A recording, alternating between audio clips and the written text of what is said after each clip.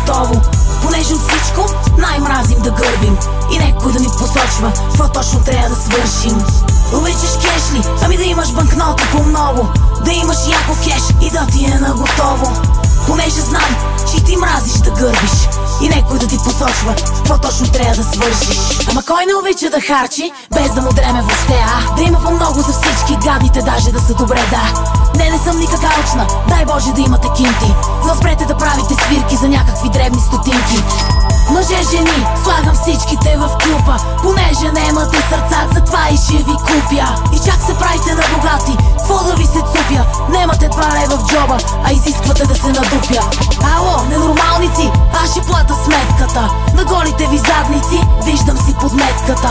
Дори да имате пари, ще трябва да се потрудите. Нема как да черпите, преди да го заслужите. Напразно се изхвърляте и после нема какво да дадете. Бутилки ли ще връщате, или салфетки ще ядете? С неко лев от джоба, разбридва ви се плетката. Обаче много бързате, когато дойде сметката. Обичам кеш, нека има банкнота по-много, да има кеш и ако може да е наготово. Понеже от всичко най-мразим да гърбим и некой да ми посочва какво точно трябва да свършим. Обичаш кеш ли? Ами да имаш банкноти по-много, да имаш яко кеш и да ти е наготово. Понеже знам, че ти мразиш да гърбиш и некой да ти посочва какво точно трябва да свършиш. Аз като не имам кинти, се стоя в къщи. От нашите не искам джобни и гаджето не ми се мръщи. Знаете ли що? Защото нямам гадже. За какво ми е некой лолю, таланта да ми смаже?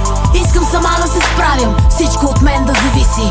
Пара да си изкарвам и сама да си викам ти си. Нема как да си зависим и да се чувстваш потребен. Този, който те обича, не би те оставил дребен.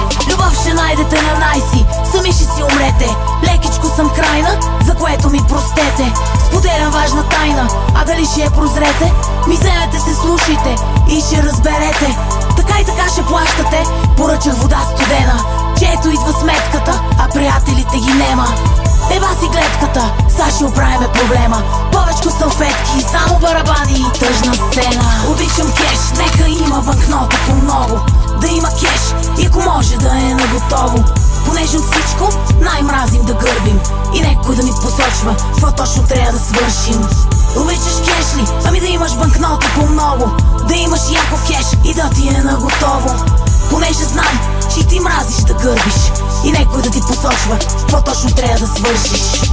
А след сметката идва изтрезняването, после равносметката и осъзнаването. След това е болката от суетата.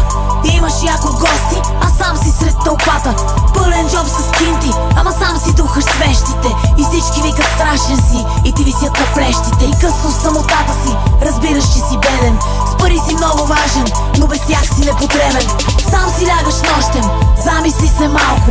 След всяка тъпа ковра се чувстваш все по-жалко. И това ще бъде всичко. Слаба ракия си изветряла, цветен некролог на чичко. Лично с нищо преуспяла. Ще хапнат малко жито, за Бог да прости и яре. И какво като имаше кеш, да беше си купил здраве. Късно е да ревеш, твоята спирка наближава. От тук продължаваш пеш, догоре много остава. По стръмното ще разбереш, че с багаж не става. Нормално е да умреш, живота без теб продължава. Трябваше да прозреш, едничък шанс ти се дава. Трупайте кинти загоре, щото време няма. Всички си плащаме сметката, малка или голяма. Жалкото в случая е, че промяна няма. В крайна сметка пулката е страшна драма. Раждаме се просто